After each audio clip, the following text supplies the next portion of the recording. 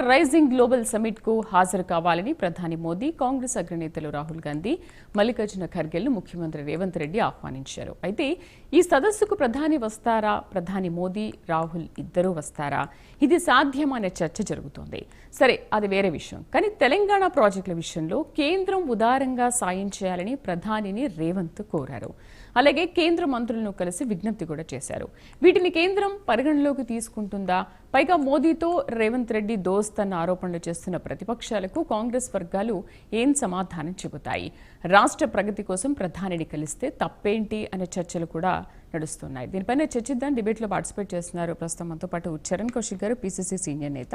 మరి కాసేపట్లో మిగతా గెస్టులు కూడా జాయిన్ అవుతారు. నమస్తే అండి చరణ్ కౌశిక్ గారు. చరణ్ గారు, గ్లోబల్ సమిట్ ఆహ్వానాలు పిలిచారు. Okay, Rahul and Kharge same ప్రధానిని కూడా ఆహ్వానించారు. అసలు ముందుగా వీళ్ళిద్దరూ వస్తారనే విషయం పక్కన పెడితే అసలు ఆహ్వానానికి వస్తానా రానా అనే విషయం పైన ప్రధాని మీకు ఏమైనా క్లారిటీ ఇచ్చారా?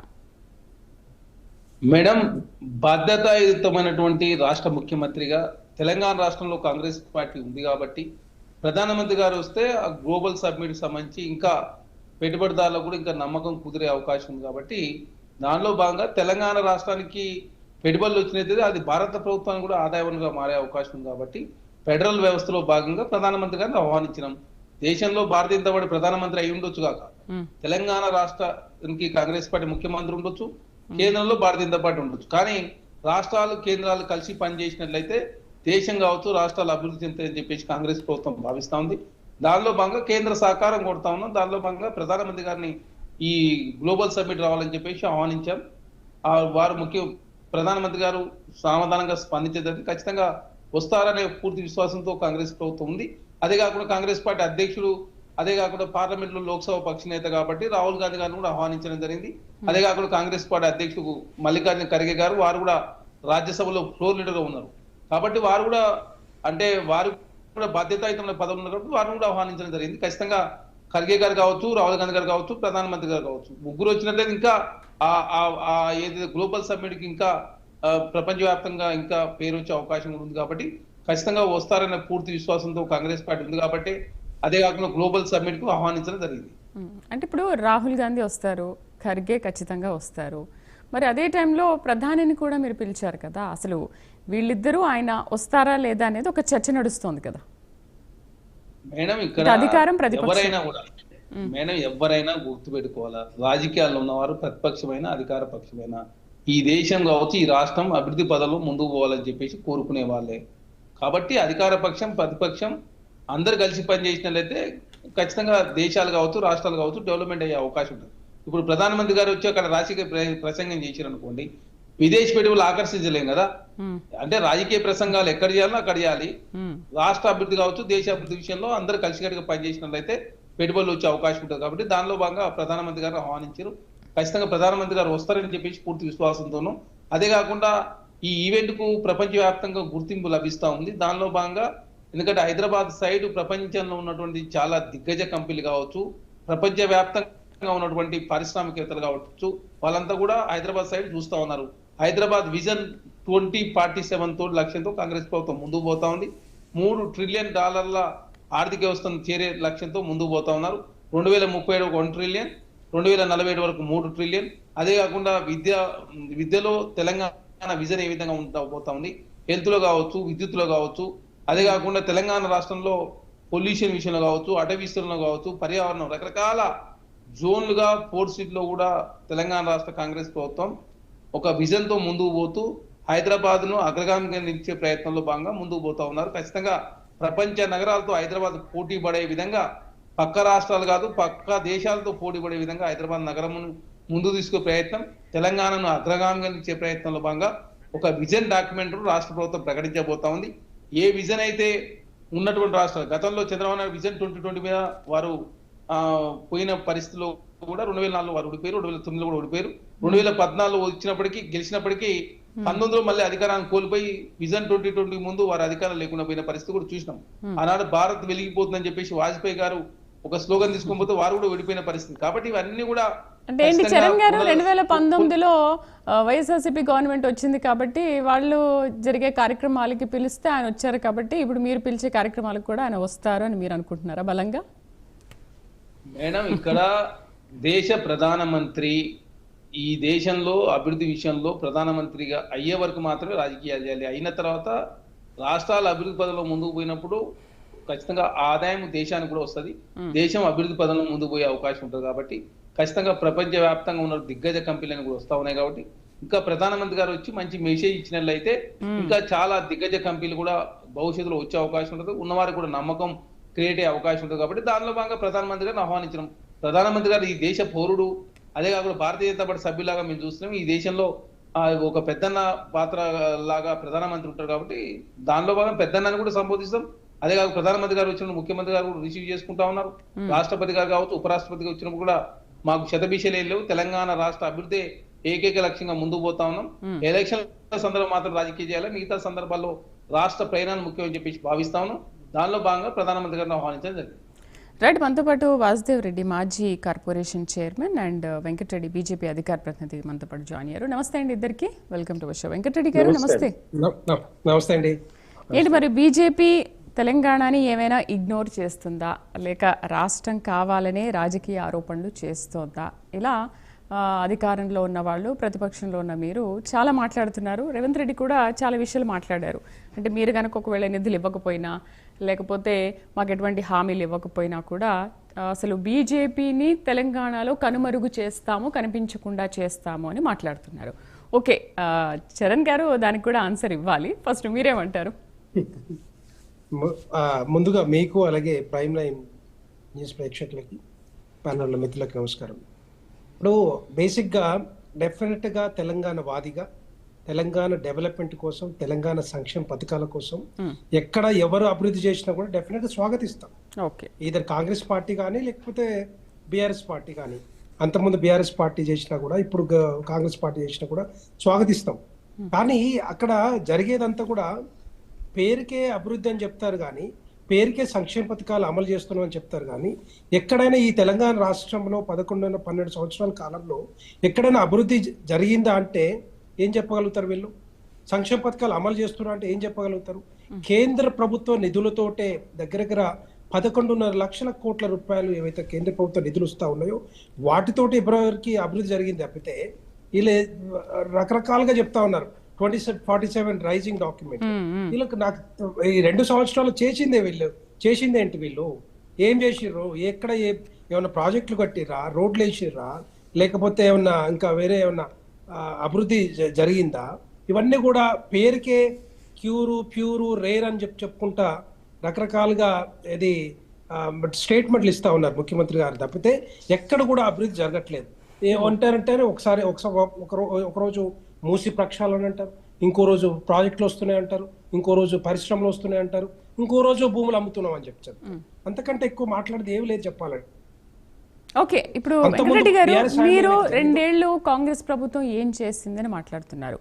ఏం చేసిందో ఏం చేయలేదో అది ప్రజలకు తెలుసు, ప్రభుత్వానికి తెలుసు, మీకు తెలుసు, మాకు తెలుసు. అయితే ఇప్పుడు తెలంగాణ రైజింగ్ 2047 విజన్ లక్ష్యం కూడా అదే కదా. ఏ విధంగా రాష్ట్రాన్ని లిఫ్ట్ చేయాలి, ఏ విధంగా ప్రాజెక్టులు కట్టాలి, పెట్టుబడులు ఏ విధంగా తీసుకురావాలి, పరిశ్రమలు ఏ విధంగా నెలకొల్పాలి అనే లక్ష్యంతోనే ఇప్పుడు ముందుకొచ్చారు కదా. మిమ్మల్ని కూడా దానికి ఆహ్వానించారు కదా. మరి మిమ్మల్ని కూడా నిధులు ఇవ్వాలి, పెట్టుబడులు పెట్టడానికి మాకు అవకాశం ఇవ్వాలని కూడా మిమ్మల్ని ఆహ్వానిస్తున్నారు కదా. సరే, 2 ఏళ్ళు చేయకపోయినా ఇక మీదట చేద్దాం అనే కదా ఈ విజన్ తీసుకొచ్చింది రేవంత్ రెడ్డి. అదే నేను అంటున్నాను. అంటే 2 ఏళ్ళు చేయలేని వాళ్ళు ఇంకా 3 సంవత్సరాల్లో చేయగలుగుతారా? ఇంకొక 2.5 years లో చేయగలుగుతారా? వాళ్ళకి ఆ శక్తి ఉందా? వాళ్ళకి ఆ స్తోమత ఉందా? వాళ్ళ కంపెనీస్ తీసుకొచ్చి ఆ స్తోమత ఉందా? ఉద్యోగాలు ఇచ్చే స్తోమత ఉందా? ఇది కనపడుతుంది కదా, క్లారిటీ ఉంది క్లియర్ గా. అంటే నేనేమంటున్నా, వాళ్ళు తెలంగాణ ప్రజల్ని మోసం చేయడంలో నెంబర్ 1. ఎందుకంటే 6 గ్యారెంటీల పేరు మీద, లేకపోతే బీసీ రిజర్వేషన్ల పేరు మీద వాళ్ళు అధికారంలోకి వచ్చారు కాంగ్రెస్ పార్టీ. డెఫినెట్ గా అందరూ అనుకుంటున్నారు, నేను చెప్పాల్సిన అక్కర్లేదు. తెలంగాణ రాష్ట్రంలో రాష్ట్ర ప్రజలందరూ కూడా ఆలోచన కూడా అదే, వాళ్ళు అనుకునేది కూడా అదే. అట్లాంటిది ఈ రోజు తెలంగాణ విజన్ డాక్యుమెంట్ 2047 ఎస్ మేము కూడా మేము ముందే స్టార్ట్ చేసాం. వికసిత్ భారత్ లక్ష్యమే 2047. ఆ రోజుకి నెంబర్ 1 ప్రపంచంలోనే భారతదేశం నెంబర్ 1లో ఉండాలని ప్రధానమంత్రి నరేంద్ర మోడీ గారు కంకణం కట్టుకొని పనిచేస్తా ఉన్నాం. కానీ ఇక్కడ వీళ్ళు చేసేది ఏంటి? ఇక్కడ వీళ్ళు చేసేది ఏంటి? 2 yearsలో ఏమి చేయలేదు ఇప్పటిదాకా. ఎక్కడైనా ఇన్వెస్ట్మెంట్లు వచ్చినా రాలేదు, ఇక్కడ ఉద్యోగాలు వచ్చినా రాలేదు, ఇక్కడ అభివృద్ధి జరిగిందా జరగలేదు. ఎందుకు అంటే వాళ్ళే క్లియర్ చెప్పారు, స్వయాన ముఖ్యమంత్రి గారే చెప్పారు, మా దగ్గర పైసలు లేవు, పోసినా కూడా డబ్బులు రావట్లేవు, ఏ బ్యాంక్ వెళ్ళినా కూడా చెప్పులు ఎత్తుకుపోయేలాగా చూస్తున్నారు. సో మేము జీతాలు ఇవ్వలేని పరిస్థితుల్లో మేము ఉన్నాం, అప్పులు ఇవ్వలేని పరిస్థితుల్లో, అప్పులు తేలేని పరిస్థితుల్లో మేము ఉన్నాం అని చెప్పి స్వయాన ముఖ్యమంత్రి గారు చెప్తున్నప్పుడు ఏ విధంగా ప్రపంచంలో ఉన్న పెద్ద పెద్ద కంపెనీలు తెలంగాణ రాష్ట్రానికి ఏ విధంగా వస్తాయి, ఏ విధంగా ఒప్పుకుంటారు, ఏ విధంగా స్వాగతిస్తారు చెప్పండి. అందుకే నేను ఏమంటున్నా, మేము ఇప్పటికి కూడా భారతీయ జనతా పార్టీ స్వాగతిస్తా ఉంది. డెఫినెట్ గా మీరు చేస్తామంటే, మీరు చేయాలనుకుంటే మేము డెఫినెట్ గా మేము సపోర్ట్ చేస్తాం. మీరు చూడండి, ఎన్నిసార్లు వెళ్ళినా కూడా ప్రధానమంత్రి గారు అపాయింట్మెంట్ కావాలి అంటే ప్రధానమంత్రి నరేంద్ర మోడీ గారు ఇస్తా ఉన్నారు. కానీ రాహుల్ గాంధీకి ఇస్తున్నారు లేదు కానీ తెలియదు, నాకు తెలియదు. కానీ బట్ పిఎం ప్రధానమంత్రి నరేంద్ర మోడీ గారు మాత్రం డెఫినెట్ గా ఇస్తున్నారు. ఆయన ఏమన్నా కూడా మొన్న చూసినాం, కాంగ్రెస్ పార్టీ నిన్న అనుకుంటా డిసిసి అధ్యక్షుల సమావేశంలో ఏం మాట్లాడారు? భారతీయ జనతా పార్టీ బొంద పెడతాం, భారతీయ జనతా పార్టీ లేకుండా చేస్తాం, భారతీయ జనతా పార్టీని రాకుండా చేస్తామని చెప్తే అదే మేము చేసేది ఏంటి? భారతదేశం మొత్తంలో ఈ కాంగ్రెస్ పార్టీని ప్రతి ఎన్నికల్లో పోటీ చేస్తే, ఏ ఎన్నికల్లో పోటీ చేసినా కూడా భారతదేశం అంతటా కూడా కాంగ్రెస్ ను బొంద పెట్టి వస్తున్నాం. మేము కాంగ్రెస్ ను బొంద పెడతా ఉన్నాం. ఈ తెలంగాణ రాష్ట్రంలో కూడా బొంద పెట్టడానికి రెడీగా ఉన్నాం. ఇదే కాదు, కర్ణాటకలో కూడా అదే పని చేయగలుగుతాం. రెండో పాయింట్ ఏంది? మళ్ళీ ముఖ్యమంత్రి గారు ఏం మాట్లాడారు? దేవి దేవతలను కించపరచడం, అవమానం చేయటం, వాళ్ళని ఇష్టానుసారంగా మాట్లాడటం, దీనికి లెంక కట్టడం ఎంత తప్పు కదండి. ఇలాంటిది ఎవరైనా చేస్తారా? ముఖ్యమంత్రిగా స్వయాన ముఖ్యమంత్రి ఆయన. అయితే దాని గురించి సీఎం కూడా ఒక వివరణ ఇచ్చారు కదా వెంకటరెడ్డి గారు. పార్టీలో అంతర్గతంగా మాట్లాడిన వ్యాఖ్యలను ఎడిట్ చేసి ప్రచారం చేస్తోంది బీజేపీ అని. ఆయన ఆయన సొంత వాక్యాలు అవన్నీ కూడా బయటకు వచ్చినాయి కదా, క్లియర్ గా బయటకు వచ్చినాయి. ఎంత దుర్మార్గం అంటే నిజంగా, అంటే వీళ్ళు అదే ముఖ్యమంత్రి గారు ఏమన్నారు జూబ్లీస్ ఎన్నికలప్పుడు? కాంగ్రెస్ అయితే ముస్లిం అయితే కాంగ్రెస్ అని చెప్పుకున్న కాంగ్రెస్ పార్టీ ఈ రోజు క్లియర్ కట్ గా వాళ్ళ అభిమతము, వాళ్ళ ఆలోచన ఏ ముస్లింల కోసం అయితే కాంగ్రెస్ పార్టీ ఏర్పడిందో అదే కాంగ్రెస్ పార్టీ ఈ రోజు కాంగ్రెస్ ముస్లిం లీగ్ లాగా తయారవడానికి కారణమైంది. అదే వ్యాఖ్యలు ఈ రోజు సీఎం రేవంత్ రెడ్డి గారు చేస్తా ఉన్నారు. ఇది తప్పు. ఇది అంటే ఎవరైతే మెజారిటీ హిందువులు మన తెలంగాణ రాష్ట్రంలో భారతదేశంలో ఉంటే వాళ్ళ అభిమానాన్ని, వాళ్ళ దేవి దేవతల్ని కించపరచడం అనేది డెఫినెట్ గా ఎవరు కూడా సహించరు. ఎందుకంటే కేసీఆర్ గారు ఇట్లాగే హిందూగాళ్ళు బొందుగాళ్ళు అంటేనే వాళ్ళని బొందబెట్టిన పరిస్థితి కరీంనగర్ పార్లమెంట్ నియోజకవర్గంలో కనిపించింది. అలాంటిది ఈ రోజు మరి ఎట్టి పరిస్థితుల్లో దీన్ని ఊరుకునే పరిస్థితి లేదు. భారతీయ జనతా పార్టీ ఎట్టి పరిస్థితుల్లో ఊరుకోదు. కానీ ప్రధానమంత్రి నరేంద్ర మోడీ గారి అపాయింట్మెంట్ కావాలంటే అవన్నీ చూడరు. మాకు ఒకటి commitment, whether they said something wrong or not, definite గా మేము డెడికేటెడ్ గా కమిటెడ్ గా అపాయింట్మెంట్ ఇవ్వాల్సిందే, రాష్ట్రాలు అభివృద్ధి చెందాల్సిందే అన్న ఆలోచనతో ఈ రోజు ముఖ్యమంత్రి రేవంత్ రెడ్డి గారికి అపాయింట్మెంట్ ఇచ్చి మరి వాళ్ళతో మాట్లాడిన పరిస్థితి మనకు చూస్తా ఉన్నాం. సో అది మా కమిట్మెంట్. కాంగ్రెస్ పార్టీ లాగా మేము ఆలోచించాం. కాంగ్రెస్ పార్టీకి ఎన్నికలు కావాలి, ఓట్లు కావాలి, అధికారంలోకి రావాలి. మేము మాత్రం తెలంగాణ రాష్ట్రమే కాదు అన్ని రాష్ట్రాల్లో, భారతదేశంలో ఉన్న అన్ని రాష్ట్రాలు బాగుపడాలని ఆలోచనతో మేము ముందుకు పోతా ఉన్నాం. సో వాళ్ళ అభిమతం వేరు, మా ఆలోచన వేరు. డెఫినెట్ గా అదే మాకు రేపొద్దున భారతీయ జనతా పార్టీ అధికారంలోకి రావడానికి, ఇక్కడ ఎన్నికల్లో గెలవడానికి ముఖ్య కారణాలు కూడా తెలంగాణ రాష్ట్రంలో తెలంగాణ ప్రజలందరూ ఆలోచిస్తా ఉన్నారు. నమస్తే వాసుదేవ్ రెడ్డి గారు. నమస్తే అండి. వాసుదేవ్ రెడ్డి గారు, రేవంత్ మోదీ దోస్తీ అంటూ ఆరోపణలు చాలా చేస్తున్నారు. అంటే ఇప్పుడు రాష్ట్ర అభివృద్ధి కోసం కలిస్తే దోస్తీ అనుకుంటారా? పోనీ మీ విషయానికి వద్దాము. మీరు 10 ఏళ్లు పరిపాలించారు. ఎన్నిసార్లు మోదీని ఆహ్వానించారు? ఎన్నిసార్లు వెళ్ళి మోదీని కలిశారు? ఇక్కడికి వచ్చినప్పుడు ఎన్నిసార్లు మీట్ అయ్యారు? ఆ విషయం అందరికీ తెలిసిందే. వాసుదేవ్ గారు,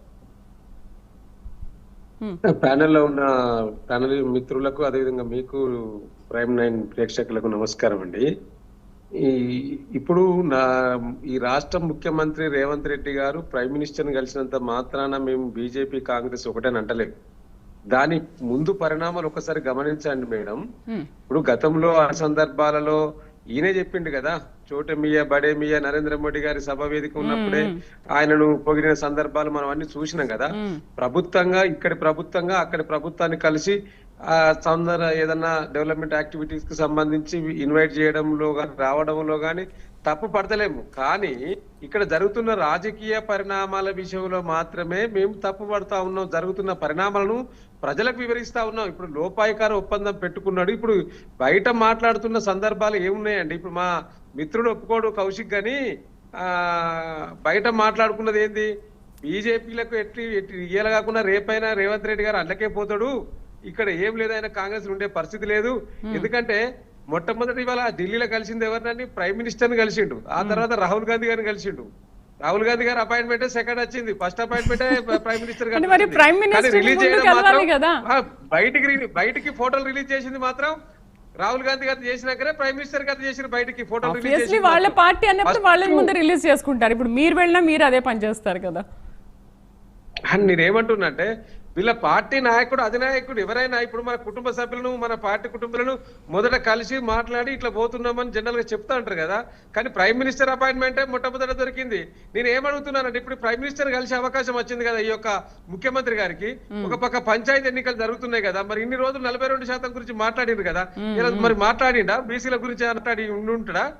ఇలా ఈ రాష్ట్ర ప్రజలు భావిస్తా ఉన్నారు. ఇలా నరేంద్ర మోడీ గారు అపాయింట్మెంట్ దొరకలేదు, మేము అపాయింట్మెంట్ అడిగినాం, బీజేపీ వాళ్ళ మీద నెట్టింది కదా ఇన్ని రోజులు, బీజేపీ వాళ్ళు అపాయింట్మెంట్ ఇప్పియండి, మేము అందరం కలిసేస్తా ఉన్నారు కదా. ఇలా డిప్యూటీ సీఎం గారు రాష్ట్ర ముఖ్యమంత్రి గారు ఇద్దరు కలిసిపోయారు కదా ప్రధానమంత్రి దగ్గరికి. మరి 42% గురించి ఎందుకో మాట్లాడలేదు, మాట్లాడితే అది ఎందుకో బయటికి పెట్టలేదు.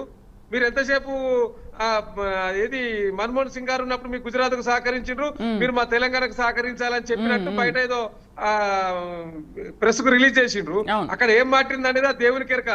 నరేంద్ర మోడీ గారితో ముఖ్యమంత్రి గారు ఏం మాట్లాడారు, డిప్యూటీ సీఎం మాట్లాడారు అనేది ఎవరికి తెలియదు. ఒకటి ఏమంటారు మేడం? చరణ్ గారు చెప్పాలి అంటే మీరు ప్రధానిని కలిసిన తర్వాత అసలు ఏమి విషయాలు మాట్లాడారు? ఓకే, అనేక అంశాలపైన మీరు ప్రధానితో చర్చించారు, ఓకే.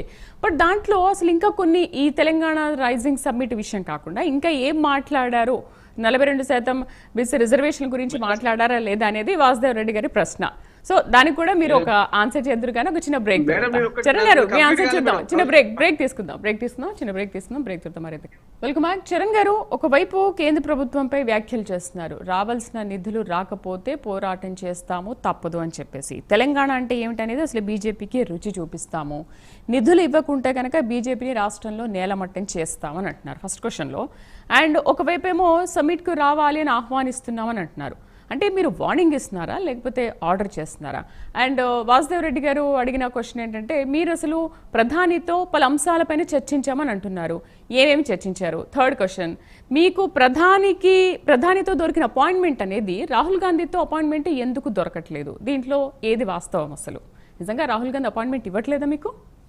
ఇక్కడ చాలా స్పష్టంగా మొదటగా బీసీల గురించి మాట్లాడిన ప్రశ్నకు సమాధానం చెప్తాను. ఎందుకంటే కాంగ్రెస్ పార్టీకి సంబంధించి ముఖ్యమంత్రి హిందూ మనోభావాలు దెబ్బతీస్తున్నారని చెప్పేసి భారతీయ జనతా పార్టీ పెద్ద ఎత్తున ట్రోలింగ్ చేస్తా ఉన్నారు, ధర్నాలు చేసే ప్రయత్నం, ఖండించే ప్రయత్నం వారు చేస్తా ఉన్నారు. చాలా స్పష్టంగా ఈ రోజే ముఖ్యమంత్రి గారు ఢిల్లీలో మాట్లాడి చాలా స్పష్టంగా తన వ్యాఖ్యల ముందు వెనక ఉన్న అంశాలను కూడా పరిశీలించాలని సూచించారు. కాంగ్రెస్ పార్టీ హిందూ సమాజం లాంటిదని చెప్పానని, అందరి కలుపుకొని పోవాలని చెప్పే క్రమంలో దేవుళ్ళని ప్రస్తావించాలని అన్నారు. అంటే చాలా స్పష్టంగా ముఖ్యమంత్రి గారు మాట్లాడింది ఒకటైతే, జూబ్లీసీ ఎలక్షన్ లో భారతీయ జనతా పార్టీ డిపాయిడ్ గల్లంతైంది కాబట్టి లోకల్ బాడీ ఎలక్షన్ లో బీజేపీని ఎవ్వరు ఆదరిస్తలే, కనీసం పోటీ కూడా లేని పరిస్థితి ఉన్నది. కాబట్టి దాని నుంచి బయటపడడం కోసం హిందూ సమాజాన్ని రెచ్చగొట్టే ప్రయత్నం భారతీయ జనతా పార్టీ చేస్తా ఉంది. మా రేవంత్ రెడ్డి గారు మించిన హిందూ ఎవరు ఉన్నారు చెప్పండి? హిందూ సమాజాన్ని ఇప్పుడు రేవంత్ రెడ్డి గారు కావచ్చు, కాంగ్రెస్ పార్టీ కావచ్చు, తెలంగాణ రాష్ట్ర ప్రభుత్వం ప్రత్యేక ఎన్నడూ కూడా ప్రభుత్వం నుంచి నిధులు ఇచ్చిన పరిస్థితి. అంతేకాకుండా అత్యధిక తాపడం, యాదాద్రి టెంపుల్ కు తాపడం రాష్ట్ర ప్రభుత్వం నుంచి అత్యధిక దేశంలో రికార్డు నెలకొల్పి కాంగ్రెస్ ప్రభుత్వం. అదే కాకుండా జిఎస్టీ విధిస్తుంది మేడం టెంపుల మీద. హిందువులం అని చెప్తున్న భారతీయ జనతా పార్టీ జిఎస్టీ విధిస్తా ఉంది. 2017 ముందు వ్యాట్ ఉంటే వ్యాట్ను మినాయింపించింది ఆనాడు కాంగ్రెస్ ప్రభుత్వాలు. జాతీయ స్థాయిలో మన్మోహన్ సింగ్ గారు 2017లో జిఎస్టీ తీసుకొచ్చి తెలంగాణ రాష్ట్రంలో యాదాద్రి లక్ష్మీనరసింహ స్వామికి నోటీస్ ఇచ్చారు, భద్రాద్రి రాముడికి ఇచ్చారు, కొండగట్టు అంజనకి ఇచ్చారు, వేములవాడ రాజేంద్రకు భారతీయ జనతా పార్టీ నోటీసులు జిఎస్టీ కౌన్సిల్ కు నోటీస్ ఇచ్చి జిఎస్టీ కట్టకపోతే మేము అకౌంట్స్ ఫ్రీజ్ చేస్తామని చెప్పేసి ఏకంగా గుళ్లకు జిఎస్టీ విధించిన పరిస్థితి మనం చూస్తా ఉన్నాం. ఏ భారతీయ నాయకుడు స్పందించారు దాని విషయంలో? నేనే ప్రెస్ మీట్ సమావేశం ఏర్పాటు చేసి రాజాసింగ్ గారు కావచ్చు, బండి సంజయ్ గారు అంటే ఇందులో మీద మాట్లాడతారు కదా, మరి హిందూ దేవుళ్లకు నోటీసులు ఇస్తే ఎందుకు స్పందిస్తలేదని చెప్పేసి మాట్లాడినా కూడా ఇప్పటివరకు ఏ నాయకుడు స్పందించని పరిస్థితి మనం చూస్తా ఉన్నాం.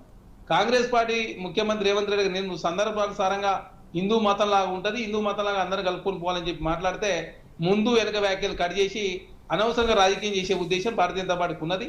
అదే కాదు తెలంగాణ రాష్ట్రంలో మీరు చూస్తా ఉన్నారు, ప్రధానమంత్రి గారు అపాయింట్మెంట్ అడిగినప్పుడు మీరు అసలు ఎందుకు కలుద్దాం అనుకుంటారు అని చెప్పేసి వారు అడుగుతారు. దానిలో భాగంగా బీసీ రిజర్వేషన్ విషయంలో 42% రిజర్వేషన్ మీద అఖిల పక్షాన్ని మేము ఢిల్లీ తీసుకొస్తామని చెప్పేసి ప్రధానమంత్రి గారికి అపాయింట్మెంట్ కోరితే వారు ఇవ్వలేదు, రాష్ట్రపతి గారిని కోరితే వారు ఇవ్వలేదు.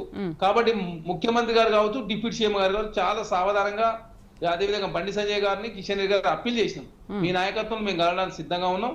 42% రిజర్వేషన్ కోసం మేము ప్రధానమంత్రి గారు అపాయింట్మెంట్ అడిగితే వారు ఇవ్వలేదు. దయచేసి అపాయింట్మెంట్ ఇవ్వండి అని చెప్పి కోరితే కూడా ఇప్పటివరకు వారు ఇద్దరు ఇప్పియకుండా మీరు ఏం మాట్లాడి చెప్పానంటే ఇక్కడ ఓన్లీ గ్లోబల్ సబ్మిట్ విషయంలో మాత్రమే అపాయింట్మెంట్ కోరిరు. రాష్ట్రానికి సంబంధించినటువంటి గ్లోబల్ లో ఉన్నటువంటి సంస్థలు కావచ్చు, తెలంగాణకి పెట్టుబడులు ఆకర్షించే ప్రయత్నం, ప్రపంచ నగరాలతో పోటీ పడే విధంగా మా విజన్ ప్రకటించబోతామని చెప్పి మా ప్రధానమంత్రి గారిని ఆహ్వానించారు. అదే కాకుండా రాహుల్ గాంధీ గారిని ముందు కలిసిరు. రాహుల్ గాంధీ గారిని వాస్తవం ముందు కలిసింది రాహుల్ గాంధీ గారిని, 2 గంటల తర్వాత ప్రైమ్ మినిస్టర్ గారు కలిసిరు, అంతకుముందు రాహుల్ గాంధీ గారు కలిసిరు. దాన్ని బీఆర్ఎస్ పార్టీ ఏమంటుంది, ప్రైమ్ మినిస్టర్ ని ఫస్ట్ కలిసిరు, రాహుల్ గాంధీ గారు సెకండ్ కలిసిరు, దీన్ని కూడా రాజకీయం చేసేలా కాంగ్రెస్ పార్టీ అంటే ప్రధాని అపాయింట్మెంట్ ఇస్తున్నాడు కానీ రాహుల్ గాంధీ అపాయింట్మెంట్ ఇవ్వట్లేదు అనేది వాళ్ళ వాదన. దయచేసి 2 గంటల ముందు రాహుల్ గాంధీ గారిని, ప్రియాంక గాంధీ గారిని కలిసిన తర్వాత 2 గంటల తర్వాత ప్రైమ్ మినిస్టర్ గారు కలిసిరు. రాహుల్ గాంధీ గారు ఎందుకు మాకు అపాయింట్మెంట్ ఇవ్వడం, ఎన్ని సభలకు వచ్చిండు, ఎన్ని సమావేశాలకు వచ్చిండు? రేవంత్ రెడ్డి గారు తెలంగాణ రాష్ట్రంలో కాంగ్రెస్ పార్టీగా ఏ ప్రోగ్రామ్ సంబంధించి పిలిచినా కూడా రాహుల్ గాంధీ గారు వస్తారు, ప్రియాంక గాంధీ గారు వస్తారు, ఏకంగా రాహుల్ గాంధీ గారు, ప్రియాంక గాంధీ గారు, సోనియా గాంధీ గారు, ఖర్గే గారు, నలుగురు కూడా రేవంత్ రెడ్డి గారు ప్రమాణ స్వీకారానికి కేసీ వేణుగోపాల్తో సహా దేశంలో ఏ రాష్ట్రంలో ముఖ్యమంత్రి ప్రమాణ స్వీకారానికి 5 మంది రాలే. అగ్రనేతలు 5 మంది వచ్చి వారిని ఆశీర్వదించారు, దీవించారు. తెలంగాణ రాష్ట్రంలో కాంగ్రెస్ పార్టీ ఏదైతే ప్రజలకు ఇచ్చిన హామీలు నెరవేర్చాలని చెప్పి చాలా స్పష్టంగా వారు చెప్పిపోయారు. దానిలో ప్రకారమే కాంగ్రెస్ పార్టీ తెలంగాణ రాష్ట్రంలో ముందుకు పోతా ఉన్నారు. అదే కేసీఆర్ గారు ఆయనలో ఒక విజన్ లేకుండా తెలంగాణను పరిపాలించారు. హైదరాబాద్ లో వారికి విజన్ లేదు, అదే కాకుండా మాస్టర్ ప్లాన్ లో వారికి విజన్ లేదు, అదే కాకుండా మూసి విషయంలో వారు ఏం చేస్తారో చెప్పలేదు. ఇప్పుడు కేంద్రంలో భారతీయ జనతా పార్టీ మీరు చూస్తా ఉన్నారు, బీహార్ కు 59,000 కోట్ల రూపాయలు ఇచ్చారు, మకానా బోర్డు ఇచ్చారు, భారీ ఇరిగేషన్ ప్రాజెక్టులకు నిధులు ఇచ్చారు, మెట్రో విస్తరణకు నిధులు తీసుకున్నారు. అదే కాకుండా లక్నో ఎయిర్పోర్ట్ కు, లక్నో మెట్రో విస్తరణకు కేంద్ర ప్రభుత్వం 50% అమరావతి మెట్రోకు నిధులు ఇచ్చారు, వైజాగ్ మెట్రోకు నిధులు ఇచ్చారు, అమరావతికి 1,00,000 కోట్ల రూపాయలు సాయం చేస్తుంది. మరి తెలంగాణ వెంకటరెడ్డి గారు, వాసుదేవ్ రెడ్డి గారు ఏంటి ఏం అడగాలనుకుంటున్నారు చరణ్ గారిని? ఎమ్మెల్సీలు, 2 రాజ్యసభ, చరణ్ గారు 1 మినిట్, కేంద్ర మంత్రులు తెలంగాణ చెప్పండి. 1 మినిట్ చరణ్ గారు ప్లీజ్, 1 మినిట్ వాసుదేవ్ రెడ్డి గారు. చరణ్ గారు ఇప్పుడు మేడం, ఇప్పుడు మిత్రుడు దాన్ని అంతే కవర్ చేసుకోవడానికి ఏటో ముచ్చట చెప్తుండు. నేను ఏమంటున్నానంటే, ఒక దేశం ప్రధానమంత్రి నరేంద్ర మోడీ గారిని ఏ టైంకి కలిసిండు, ఎప్పుడు కలిసిండు అంటే సీక్రెట్ ఉండదు కదా మేడం. అదైతే ఏ ముఖ్యమంత్రి కలిసినా, ఇంకెవరు కలిసినా అది బయటకు వచ్చింది. దాని సమయం, సందర్భం అన్ని కూడా బయటకు వచ్చినాయి. కానీ ఫోటో రిలీజ్ చేసింది లేట్గా లేచింది. ఇప్పుడు నేను ఆ అంశానికి పోతలేను, కానీ అదొక అంశము. రెండవది ఏంటి అంటే, మీకు ఓన్లీ గ్లోబల్ సమ్మిట్ కోసం సమయం ఇచ్చింది కాబట్టి బీసీల గురించి మీరు మాట్లాడలేదు అంటారు. బీసీ సబ్జెక్ట్ ఇక్కడ అనవసరము, అయిపోయింది, అది ఒడిసిన కథ, దాని గురించి చర్చ అవసరం లేదని ఇప్పుడు మా మిత్రుడు చెప్తూ ఉన్నాడు. రెండవది ఏంటి అంటే, విజన్ లేదు, అసలు హైదరాబాద్ ను అభివృద్ధి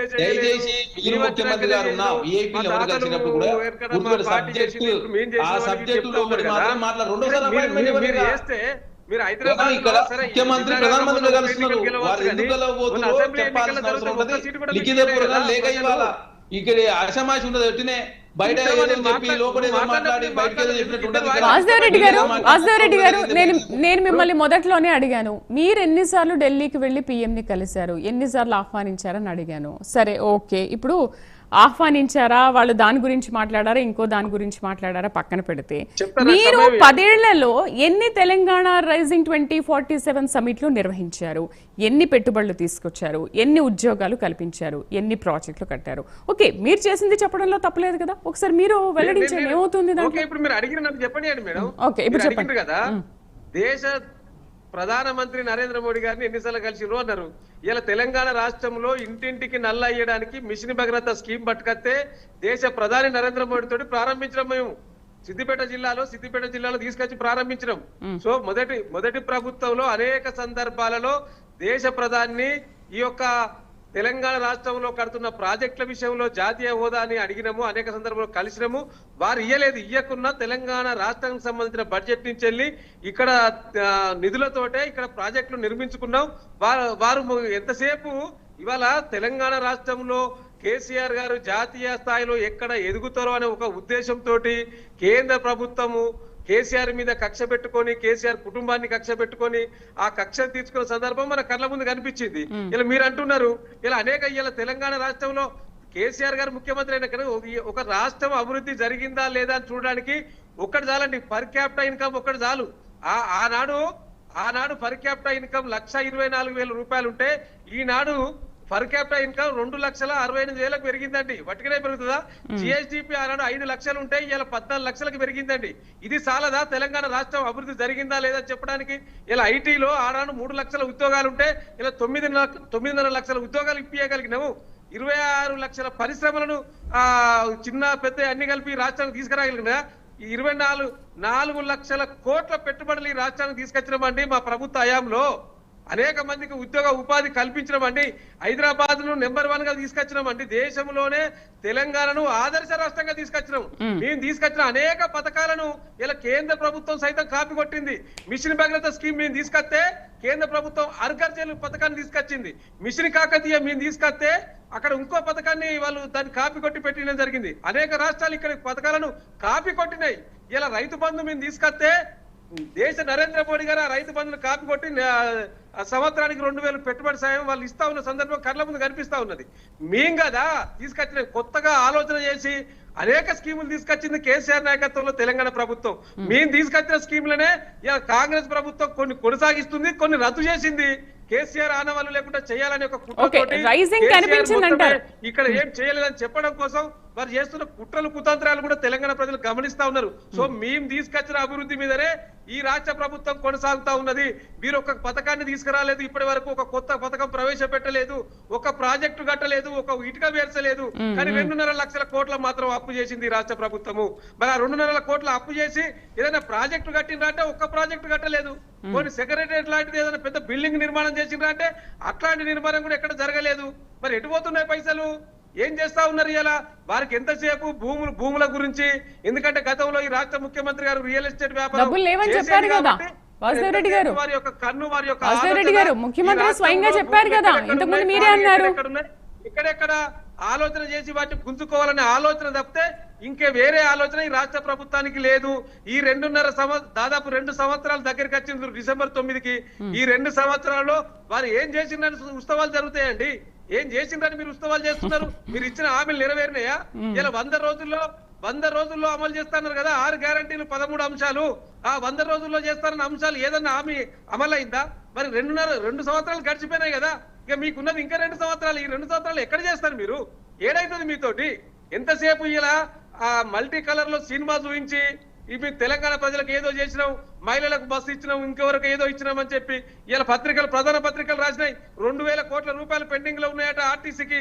ఇలా అన్ని పత్రికల్లో బ్యానర్ ఐటమ్ వచ్చింది మహిళా సంక్షేమానికి సంబంధించిన స్కీమ్ సంబంధించినవి. సో కాబట్టి వీరు మాటలు ఎక్కువ చేతలు తక్కువ, పాలన చేత కాకనే అనేక సందర్భాలలో వాటిని కప్పిపుచ్చుకోవడానికి ఢిల్లీ పర్యటనలు చేస్తూ పదవిని కాపాడుకోవడం కోసం ప్రయత్నాలు చేస్తున్నారు తప్పితే తెలంగాణ రాష్ట్ర ప్రయోజనాలకు తెలంగాణ రాష్ట్ర ప్రజలకు ఒరిగింది ఏమీ లేదు మేడం. రైట్ వెంకటరెడ్డి గారు, బీజేపీకి అసలు తెలంగాణ అంటే ఏంటో రుచి చూపిస్తామని అంటున్నారు. నిధులు ఇవ్వకపోతే కనుక బీజేపీని రాష్ట్రంలో నేలమట్టం చేస్తామని అంటున్నారు. మరి ఈ రోజు వచ్చి ఆహ్వానించారు. మరి దీన్ని ఏ విధంగా తీసుకుంటారు? ఇప్పుడు వాళ్ళు ఆర్డర్ చేస్తున్నారా లేకపోతే వార్నింగ్ ఇస్తున్నారా ఏంటో తెలియదు. మరి వీటిని మీరు ఎలా స్వీకరిస్తారు? ఇన్ని మాటలు మాట్లాడుతుంటే బీజేపీని మట్టి కల్పిస్తామని అంటున్నప్పుడు మరి నిజంగా పెట్టుబడుల విషయంలో మీరు సహకరిస్తారా?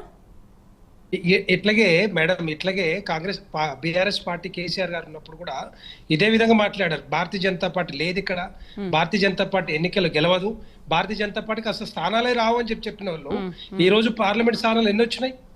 8 పార్లమెంట్ స్థానాలు భారతీయ జనతా పార్టీ గెలుచుకుంది కదా, 8 అసెంబ్లీ స్థానాలు గెలుచుకుంది కదా, 3 ఎమ్మెల్సీ స్థానాలు గెలుచుకుంది కదా. మరి వీళ్ళకి నాకు అర్థం కాదు, మట్టి కర్పించేది ఎవరు, ఖర్చేది ఎవరు? కాంగ్రెస్ పార్టీనా, లేకపోతే బీఆర్ఎస్ పార్టీ, లేకపోతే భారతీయ జనతా పార్టీ? భారతీయ జనతా పార్టీ సంసిద్ధంగా ఉంది. ఏదైతే బీఆర్ఎస్ పార్టీని మట్టి కర్పించాలనుకున్నామో, ఫామ్ హౌస్ పరిమితం చేయాలనుకున్నామో, ఓడించాలనుకున్నామో డెఫినెట్ గా మేము చేసాం. కాంగ్రెస్ పార్టీ చేయలే. అప్పుడు 6 నెలల ముందర వాళ్ళకి డిపాజిట్లు కూడా రాలే. ఏ ఎన్నికల్లో పోటీ చేసినా కూడా, ఈవెన్ సర్పంచ్లు కానీ, మున్సిపల్ కానీ, కార్పొరేషన్ కానీ, ఎమ్మెల్యేస్ కానీ, ఏ ఎన్నికల్లో పోటీ చేసినా కూడా కాంగ్రెస్ పార్టీకి డిపాజిట్ దక్కలేదు. కానీ మేము చేసిన పోరాటం వల్ల మా పార్టీ అధ్యక్షులు ఆ టైంలో ఏ విధంగా మట్టి కర్పించామో కేసీఆర్ గారికి చూపించామో, ఆ రుచి మేము చూపించాం. సరే, ఇప్పుడు ఏంటి వెంకటరెడ్డి గారు, ఇప్పుడు ఏం చేస్తున్నారు? వాళ్ళు ఆహ్వానించారు, మీరు పెట్టుబడుల విషయంలో వాళ్ళకు సహకారం అందిస్తారా లేదా? ఓకే, ఆహ్వానించారు కదా, చూద్దాంలే అనుకుంటారా? వాళ్ళు అడిగినా అడగకపోయినా, వాళ్ళు చెప్పినా చెప్పకపోయినా, మా ప్రధానమంత్రి నరేంద్ర మోడీ గారు, భారతీయ జనతా పార్టీ ప్రభుత్వం డెఫినెట్ గా తెలంగాణ అభివృద్ధికి, తెలంగాణ సంక్షేమ పథకాలకి మేము రెడీగా ఉన్నాం. Committed dedicated. మీరు వాళ్ళు అడిగినా అడగకపోయినా, అంతకుముందు కేసీఆర్ గారు అడిగితేనే 10 లక్షల కోట్ల రూపాయలు ఖర్చు పెట్టి highways, skyways, railways, Airways develop చేసింది మేము కాదా? భారతీయ జనతా పార్టీ కాదా? అదేవిధంగా ఈరోజు కాంగ్రెస్ పార్టీ ముఖ్యమంత్రి గారు రేవంత్ రెడ్డి గారు అడిగినా అడగకపోయినా, కలిసినా కలవకపోయినా కూడా లక్షల కోట్ల రూపాయలు ఈ తెలంగాణ రాష్ట్రానికి వస్తున్నాయి, ఖర్చు పెడుతున్నాం, అభివృద్ధి చేస్తున్నాం. ఆ అభివృద్ధి చేస్తోటే ఈరోజు గ్రామ ప్రాంతాల్లో గ్రామ అభివృద్ధి జరిగిందంటే డెఫినెట్ గా మీరు చూస్తే గ్రామ అభివృద్ధిలో గ్రామ పంచాయతీ బిల్డింగ్స్, రోడ్లు కానీ, లైట్లు కానీ, శ్మశాన వాటికలు కానీ, ప్రకృతి వనాలు కానీ, ఇవన్నీ ఎవరు డెవలప్ చేసిరండి? భారతీయ జనతా పార్టీ కేంద్ర ప్రభుత్వం నిధులు కాదా? కేసీఆర్ గారు తీసుకొచ్చారా? కేసీఆర్ గారు తెచ్చింది అప్పులు తెచ్చిండు, కానీ ఎక్కడ కూడా నిధులు తీసుకురాలే, ఎక్కడ కూడా ఉద్యోగాలు తేలే, ఎక్కడ కూడా పరిశ్రమలు తేలే. ఇవన్నీ కూడా కేంద్ర ప్రభుత్వ సహకారంతో, కేంద్ర ప్రభుత్వ నిధులతోటి ఈ రోజు తెలంగాణ రాష్ట్రం సుభిక్షంగా ఉంది అంటే భారతీయ జనతా పార్టీ ప్రధానమంత్రి నరేంద్ర మోడీ గారి వల్లనే. తప్పితే ఈ రోజు కాంగ్రెస్ పార్టీ వల్లనో, లేకపోతే కేసీఆర్ గారి వల్లనైతే వాళ్ళు గెలిచే వాళ్ళు సీట్లు డెఫినెట్ గా మా భారతీయ జనతా పార్టీకి ఒక్క సీటు కూడా రాకపోయేది కదా. ఎందుకు అభిమానించారు? ఎందుకు తెలంగాణ ప్రజలు కంకణం కట్టుకొని బీఆర్ఎస్ పార్టీని ఓడించింది, కాంగ్రెస్ పార్టీ 8 స్థానాలకు తగ్గించింది? ఇది ఆల్ బికాజ్ డెఫినెట్ గా మా చిత్తశుద్ధి అండి. మా చిత్తశుద్ధి మాకుంది కాబట్టి ఈ రోజు ఏమంటున్నారు, అక్కడ మెట్రోకి ఇచ్చారు, ఇక్కడ మెట్రోకి ఇచ్చారు. మీరు డిపిఆర్ ఎప్పుడు సబ్మిట్ చేశారు? డిపిఆర్ ఎప్పుడు సబ్మిట్ చేశారు మీరు? కాంగ్రెస్ ప్రభుత్వం కేంద్ర ప్రభుత్వానికి రీసెంట్ గా సబ్మిట్ చేశారు. అందుకే ఈ రోజు ముఖ్యమంత్రి గారు ఈ రోజు అడిగింది, ఈ రోజు మళ్ళా రిమైండ్ చేయడానికి వెళ్ళారు. డెఫినెట్ గా వస్తుంది. మేము అన్ని ప్రాంతాల్లో, అన్ని రాష్ట్రాల్లో అభివృద్ధి చేయాలనుకుంటున్నాం. అన్ని మెట్రోపాలిటన్ సిటీస్ లో మెట్రో రావాలనుకుంటున్నాం. దానికి కట్టుబడి ఉన్నాం. ఆ విషయాలు కూడా మాట్లాడారు కదా, మెట్రో రైల్ గురించి కూడా మాట్లాడారు. వీఆర్ కమిటెడ్ అండి. అభివృద్ధి చేస్తామంటే మాటల్లో కాదు, చేతల్లో చూపించారు గారు. ఇష్టం వచ్చినట్టు మాట్లాడితే భారతీయ జనతా పార్టీ ఇక్కడ ఊర్చుకోరు. దేవతల్ని కించపరిచే విధంగా మాట్లాడితే ఎట్టి పరిస్థితుల్లో భారతీయ జనతా పార్టీ ఊరుకోదు. రేపొద్దున ఆ రుచి ఏందో మేము చూపిస్తాం. గ్రామీణ ప్రాంతాల్లో తెలుస్తాయి. హిందువుల మనోభావాలు కించపరిచే విధంగా మాట్లాడితే ఎట్టి పరిస్థితుల్లో ఊరుకునే సమస్య లేదు. అందుకే ఈ రోజు మేము అన్న కార్యక్రమం చేసినాం. దిష్టి బొమ్మను కూడా దగ్ధం చేయడానికి ప్రయత్నం చేసినాం. అది ముందు మాట్లాడితే మాత్రం ఊరుకునే ప్రసక్తి లేదు. రైట్. చరణ్ గారు, 10 సంవత్సరాలు బీఆర్ఎస్ పాలించినప్పుడు తెలంగాణ రైజింగ్ ఎలా ఉందనేది అందరికీ తెలిసిందే. సెలవు తీసుకుంటానా కొంచెం? ఓకే, థ్యాంక్ యూ అండి. చర్చలో పాల్గొన్నందుకు వెంకటరెడ్డి గారు, థ్యాంక్ యూ. రైట్. చరణ్ గారు, మరి 10 సంవత్సరాలు బీఆర్ఎస్ పరిపాలించినప్పుడు తెలంగాణ రైజింగ్ ఏ విధంగా ఉందో మనం చూసాము. సో 2 సంవత్సరాలు మీరు ఏమీ చేయలేదని మాట్లాడుతున్నారు, బీఆర్ఎస్ కానీ బీజేపీ కానీ. మరి వచ్చే 3 ఏళ్లలోనే మీరు ఈ తెలంగాణ రైజింగ్ 2047 విజన్ అనేది ఎంతవరకు చేరుకోగలుగుతారు? కేవలం 3 సంవత్సరాల్లో. 10 సంవత్సరాల్లో చేయింది 3 సంవత్సరాల్లో ఎలా చేస్తారు? వినిపించట్లే, మ్యూట్లో ఉన్నారు. చరణ్ గారు మ్యూట్లో ఉన్నారు. ఎస్ మేడం, ఇప్పుడు డిపిఆర్ దశలో కొన్ని ఉన్నాయి. ఇప్పుడు మూసి పునరుద్ధి చేసే కార్యక్రమంలో డిపిఆర్ రెడీ అయింది. అదే కాకుండా హైడ్రా విషయంలో మనం చూస్తాం, అద్భుతమైన ఫలితాలు హైడ్రా ద్వారా వస్తూ ఉన్నాయి. అదే కాకుండా మెట్రో విస్తరించుకున్నాం అని చెప్తే మెట్రో 2 కావచ్చు 3 నిర్వహించలేదు. వాళ్ళు ఎక్స్ప్లెయిన్ చేయకపోవడం మూలంగా ఎల్ఎన్టీ సంస్థ కరోనా టైంలో ఆర్థికంగా చితికిపోయిన మాట వాస్తవం. 3,000 కోట్ల రూపాయలు అడిగితే 900 కోట్ల రూపాయలు మాత్రం ఇచ్చిండు కేసీఆర్ గారు. 2,100 కోట్లు ఇవ్వకపోవడం మూలంగా వారి నష్టాల్లో పోవడంతో ప్రధానంగా రోడ్డు రవాణా సంస్థ వ్యాపారానికి వెళ్ళిపోతుందని చెప్పి వాళ్ళు నిర్ణయం తీసుకున్న తర్వాత కాంగ్రెస్ పార్టీ నాయకులు బెదిరించారు కాబట్టి వాళ్ళు వెళ్ళిపోయారని చెప్పేసి తప్పుడు వార్తలు ప్రచారం చేసింది అన్నాడు బీఆర్ఎస్ పార్టీ. కానీ మెట్రో సెకండ్ ఫేజ్ కావచ్చు, థర్డ్ ఫేజ్ సంబంధించి విస్తరించుకోవాలంటే ఖచ్చితంగా సెకండ్ కావచ్చు, థర్డ్ లో ఎవరైతే నిర్వహిస్తారో వారు ఫస్ట్ లో ఉన్న వాళ్ళు మ్యూచువల్ గా ఒప్పందం చేసుకోవాలని చెప్పేసి కేంద్ర ప్రభుత్వం చెప్పడంతో మ్యూచువల్ ఒప్పందం చేసుకోవాలని చెప్పేసి ఎల్ఎన్టీ సంస్థను అడిగితే మేము రోడ్డు రవాణా సంస్థను వెళ్ళిపోతాము కాబట్టి కేంద్రము రాష్ట్రము తీసుకోండి, మేము మొత్తం ఇవ్వడానికి సిద్ధంగా ఉన్నామని చెప్తే పబ్లిక్ ట్రాన్స్పోర్ట్ విషయంలో ఎక్కడ కూడా ఖచ్చితంగా పారదర్శకంగా ఉండాలని ప్రభుత్వం భావించి ఎల్ఎన్టీ సంస్థను దాదాపు 15,000 కోట్ల రూపాయలకు తీసుకోవడానికి సిద్ధమైంది. 12,000 కోట్ల రూపాయల లోను, 3,000 కోట్ల రూపాయలు ఈక్విటీ, 260 ఎకరాల ల్యాండ్ కూడా అదేవిధంగా మెట్రోకు ఉన్న పరిస్థితి కాబట్టి ఆ ల్యాండ్ అమ్మినా కూడా ఆ ఖర్చులు వెళ్లే అవకాశం ఉందని చెప్పి ప్రభుత్వం భావించింది. అదే కాకుండా ఇక్కడ ఒప్పందంలో భాగంగా 50% టికెట్లతో రావాలి, 10% అడ్వర్టైజ్మెంట్ ద్వారా ఈ రెండు ఫుల్ఫిల్ అయినాయి. ఓన్లీ ఏదైతే 40% ఉందో ఆ 40% టికెట్ల రూపంలో లీజు ద్వారా రాబట్టాలి. అక్కడ ప్రధానంగా ఫెయిల్ అవడంతో ప్రధానంగా కన్స్ట్రక్షన్ చేయకపోవడం మూలంగా ప్రధానంగా ఎల్ఎన్టీ సంస్థకు నష్టం వచ్చింది. ఎల్ఎన్టీ సంస్థను ఫ్రాన్స్ లో ఉన్నటువంటి సంస్థ ఆపరేషన్ మెయింటెనెన్స్ అంతా కూడా ప్రపంచవ్యాప్తంగా ఉన్నటువంటి మెట్రోలన్నీ కూడా వారే నిర్వహిస్తా ఉన్నారు కాబట్టి రాష్ట్ర ప్రభుత్వం తీసుకున్న తర్వాత ఫ్రాన్స్ సంస్థకి అప్పచెప్పే ప్రయత్నం, ఎందుకంటే ఇంతకుముందు ఉన్న సంస్థకి అప్పచెప్పే ప్రయత్నం ఎల్ఎన్టీని మెట్రో కావచ్చు, ఆర్టీసీని కావచ్చు, ఎంఎంటీఎస్ అనుసంధానం చేసినట్లయితే పబ్లిక్ ట్రాన్స్పోర్ట్ అందుబాటులోకి వస్తుంది. ప్రపంచ నగరాలతో పోటీ పడాలంటే ఖచ్చితంగా పబ్లిక్ ట్రాన్స్పోర్ట్ 70% పైగా ఉంటేనే ఆ నగరం సురక్షితంగా ఉంటుంది, కాలుష్య రహితంగా ఉంటుందని చెప్పి ప్రభుత్వం భావించింది. ఇప్పుడున్నటువంటి పబ్లిక్ ట్రాన్స్పోర్ట్ 20% మాత్రం ఉంది కాబట్టి దాన్ని 50-70% పెంచే ప్రయత్నంలో ప్రభుత్వం ముందుకు పోతా ఉంది. అదే కాకుండా పెట్టుబడులకు సంబంధించి టోక్యో కావచ్చు, జపాన్ కావచ్చు, తెలంగాణ రాష్ట్రంలో ఏ విధంగా పెట్టుబడులు తీసుకొచ్చారో తెలంగాణ సమాజం ముందు ఆల్రెడీ ఉంచినాం. అవన్నీ కూడా ఇప్పుడిప్పుడే కార్యరూపం దాల్స్తా ఉన్నాయి. అదే కాకుండా ఈ రోజు కూడా 8,000 కోట్ల రూపాయలతోటి 4 సీట్లో కూడా ఆల్రెడీ చరణ్ గారు పథకాల గురించి చాలా మంది ప్రజలు ఎదురు చూస్తూ ఉన్నారు. మీరు ఇంకా ఇచ్చిన హామీలో చాలా పథకాలు ప్రకటించాల్సి ఉంది, ప్రకటించినప్పటికీ కూడా దాన్ని అమలు చేయట్లేదు అని చెప్పి 2 years అవుతుంది. ఇప్పటి వరకు మీరు ఆ హామీలు ఇంకా నెరవేర్చనే లేదే. దేశంలో గుర్తుపెట్టుకోవాలి, భారతీయ జనతా పార్టీ అధికారుల రాష్ట్రంలో కూడా కాంగ్రెస్ పార్టీ ఏదైతే మేము పథకాలు తీసుకొచ్చినామో ఇన్ని పథకాలు ఏ రాష్ట్రంలో అమలు కావడం లేదు. మేము 417 హామీలు ఇస్తే ఇప్పటి వరకు 200 హామీలు నెరవేర్చినాము. మేము 20,000 కోట్ల రూపాయలు రుణమాఫీ, 21,000 కోట్ల రుణమాఫీ చేసినాము, 63,000 ఉద్యోగాలు ఇచ్చినాము, 500 రూపాయలు గ్యాస్ సిలిండర్ కావచ్చు, 200 రూపాయలు ఉచిత కరెంట్ కావచ్చు, అదే కాకుండా ఇంద్రమ్మ ఇల్లు 3,500 నియోజకవర్గాలు కావచ్చు, అదే కాకుండా ఉచితంగా ఆర్టీసీ బస్సులో మహిళల ప్రయాణం కావచ్చు, స్కిల్ యూనివర్సిటీ, స్పోర్ట్స్ యూనివర్సిటీ, వీరనారి సాకలైన యూనివర్సిటీ, త్రిపుల్ సంబంధించిన డిపిఆర్లు అదే అండర్ ప్రాసెస్ ఉన్నాయి, అదే త్రిపుల్ రైల్వే రింగ్ కావచ్చు, అదే కాకుండా హైదరాబాద్ సంబంధించి గోదావరి వాటర్ 20 టీఎంసీలు హైదరాబాద్ తీసుకొచ్చే ప్రయత్నం కావచ్చు. అదే ఇంకా ఉన్నాయి కదా, ఎలివేటెడ్ ప్రాజెక్టులు ఉన్నాయి, ఫ్లైఓవర్లు ఉన్నాయి, మెగా ఇండస్ట్రీస్ ఉన్నాయి. మేము 14 కిలోమీటర్లు పీవీ ఎక్స్ప్రెస్ హైవే ఏదైతే నిర్మించినామో ఆనాడు మొత్తం కేసీఆర్ 10 సంవత్సరాల కాలంలో అన్ని కిలోమీటర్లు ఫ్లైఓవర్లు నిర్మించలే వాళ్ళు. హైదరాబాద్కి ఏం చేసిన వాళ్ళు ఏమనంటే దుర్గం చెరువు, తీగల బ్రిడ్జి అంటారు, అదొకటి తప్ప. మేము ఔటర్ రింగ్ రోడ్డు మాదే, అంతర్జాతీయ విమానాశ్రయం మాదే, అదే ఐటీ సిటీ చంద్రబాబు నాయుడు గారు నిర్మించారు. తెలంగాణ రాష్ట్ర అన్ని యూనివర్సిటీలను కూడా తెలంగాణ కాంగ్రెస్ ప్రభుత్వం నిర్మించింది. మీరు ఏం కట్టి శ్రీశైలం మాదే, నాగార్జున మీదకైతే కాలేజ్ పూర్తి చేశారు. మరి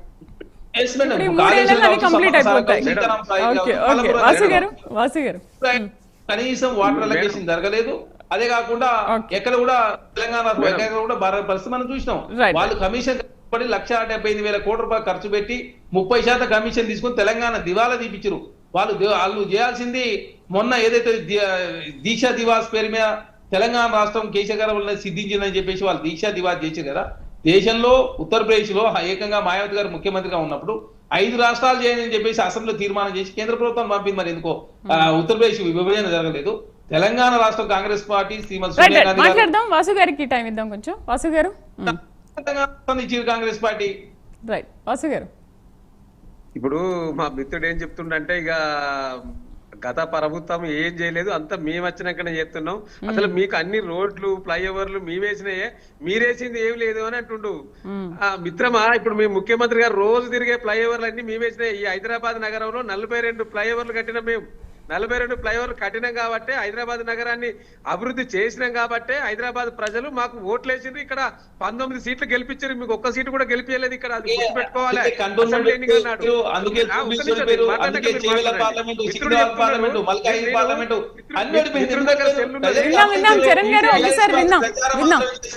మేడం శ్రీదేవి గారు, ఇది TGIS కి సంబంధించిన పోర్టల్. దీంట్లో ఈ 2 సంవత్సరాలలో పెట్టుబడులు వచ్చినాయి 19,738 కోట్లు మాత్రమే. 19,738 కోట్లు మాత్రమే ఈ 2 సంవత్సరాల్లో పెట్టుబడులు తీసుకొచ్చిండ్రు వీళ్ళు. ఇలా మేము ఒక్క 22-23 సంవత్సరంలోనే 26,967 కోట్ల పెట్టుబడులు ఒక మా ప్రభుత్వ హయాంలో వచ్చినాయి. మేము 10 ఏళ్లలో దాదాపుగా 18 లక్షల ఉద్యోగాలు ఇవ్వగలిగిన ప్రైవేట్ రంగంలో. సగటున ఏడాదికి 1,80,000 ఉద్యోగాలు ఇచ్చినాం. ఇది TGIS పోర్టల్లో ఉన్నది. మిత్రమా, నువ్వు కొట్టు, గూగుల్లో కొట్టు. 25-26లో 2 లక్షల కోట్లు పెట్టుబడులు వచ్చినాయి తెలంగాణ రాష్ట్రానికి. 1 లక్ష కాదు, ఒక సంవత్సరంలోనే 2 లక్షల కోట్లు. మీకు అలవాటైంది మీ రాష్ట్ర ముఖ్యమంత్రి గారు సెల్ఫ్ డబ్బా కొట్టుకుంటే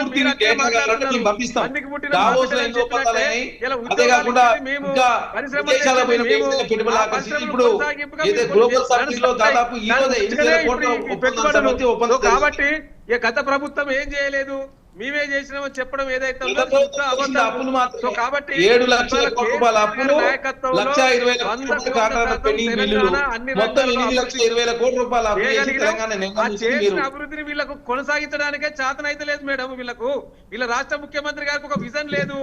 ఇవాళ ఎట్లది పాలన చేతనైతే లేదు. ఎంతసేపు పక్కోని విమర్శించడం, కేసీఆర్ ని విమర్శించడం, కేసీఆర్ అది చేసిండు, కేసీఆర్ ఇది చేసిండు. ఇలా మీ మిత్రుడు అడుగుతున్నాడు, తెలంగాణ రాష్ట్రం అట వాళ్ళు ఇచ్చిండ్రట. ఒట్టుకనే ఇచ్చినవా? నువ్వు ఉస్మానియా విద్యార్థి నాయకుని ఉన్నావుగా మిత్రమా, నీకు తెలియదా? మెడల్ వంచి కాంగ్రెస్ పార్టీ మెడల్ వంచి తెలంగాణ ఉద్యమం చేసి తీసుకురాగలిగినావు. అప్పటికి నువ్వు వచ్చినావా? ఉద్యమంలోకి వచ్చినావా? విదేశాల్లో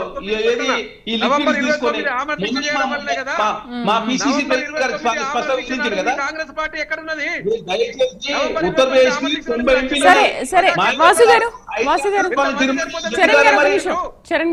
కాబట్టి మీరు ఇప్పుడు చెప్తే 100 ఉన్నాయండి. మీరు ఎంతసేపు చెప్తా అంటే నేను నవ్వుతా ఉన్నా, మిత్రుడు చెప్తా ఉంటే ప్రజలు కూడా నవ్వుకుంటా ఉన్నారు. మీరు వచ్చినాక ఏం చేసిరు తెలంగాణ ప్రజల కంటే? పోయి మీరు రైతు బంధు ఇచ్చిండ్రా? మీరు రైతు బీమా ఇచ్చిండ్రా? రైతు బీమా ఇచ్చినాం కదా. మీరు 5,000 రూపాయలు ఇస్తే మేము 6,000 రూపాయలు ఇచ్చినాం. 7,000 రూపాయలు ఇస్తా అని చెప్పిన మాట వాస్తవమే. తెలంగాణ ఆర్థిక పరిస్థితి అనుకూలించలేదు కాబట్టి 6,000 రూపాయలు ఇచ్చినాము.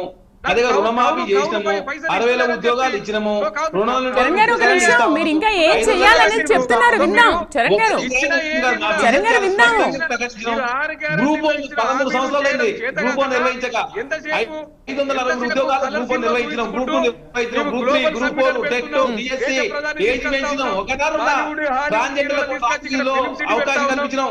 24,000 కోట్ల రూపాయలు మహిళలకు వడ్డీ లేని రుణాలు ఇచ్చింది రాష్ట్ర ప్రభుత్వము. 2,000 ఆర్టీసీ లో బస్సులు కొనుగోలు చేసింది రాష్ట్ర ప్రభుత్వము.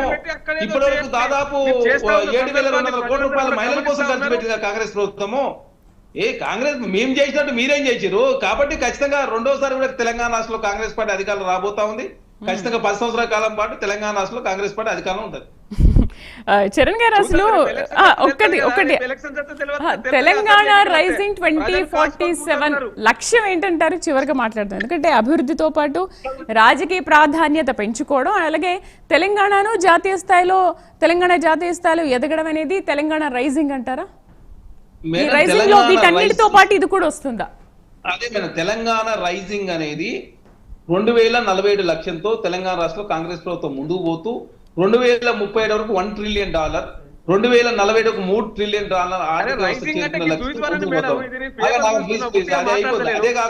రైజింగ్ అంటే వాసు గారు చూపిస్తున్నారు ఏంటో. వాసు గారు చూపిస్తున్నారు రైజింగ్ అంటే వాళ్ళ ఆయన తాగుబోతుల తెలంగాణ ఏంటి, తిరుగుబోతుల తెలంగాణ, తెలంగాణ నిండా దివాలా తీసిరు. తెలంగాణ రాష్ట్రంలో కనీసం 11 రోజుల నుంచి ఆర్బీఐ ఓడి తీసుకొచ్చి రాష్ట్రం పరిస్థితి కదా. మేమేం చెప్తున్నాం? మేము విజన్ తో ముందుకు పోతా ఉన్నాం. రేరు అదే కాకుండా హైదరాబాద్ ముగిద్దాం. చరణ్ గారు, వాసు గారు, చేస్తా ఉన్నాం. మేడం, ఎడ్యుకేషన్ మా విధానం ఏంటని చాలా స్పష్టంగా ప్రకటించబోతా ఉన్నాం. హెల్త్ లో మా విధానం ప్రకటించబోతా ఉన్నాం. హైదరాబాద్ నగరానికి సంబంధించి మహానగరం యొక్క ప్లానింగ్ తో ఏ విధంగా ముందు చెప్పబోతా ఉన్నాం.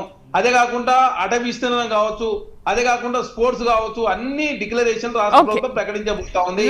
రైట్ డిబేట్ లో పార్టిసిపేట్ చేసినందుకు వాసుదేవ్ రెడ్డి గారికి, చరణ్ కౌశిక్ గారికి, వెంకటరెడ్డి గారికి థ్యాంక్ యూ అండి పార్టిసిపేట్ చేసినందుకు. So Congress Telangana submit 2047 vision తో ముందుకెళ్తామని అంటోంది. మరి వచ్చే కాలంలో నిజంగా ఆ 2047 విజన్ ను కాంగ్రెస్ నిజంగా సాకారం చేస్తుందా లేదా చూద్దాం. ఇది వాళ్ళ ప్రైమ్ డిబేట్. రేపు ప్రైమ్ డిబేట్ లో మళ్ళీ కలుద్దాం. నమస్తే.